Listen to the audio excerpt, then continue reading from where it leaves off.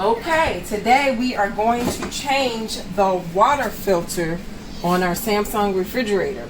Okay, so we push in. There's a spring in here, so you got to push in and turn to the left all the way, a full clock, and then pull it out just like that.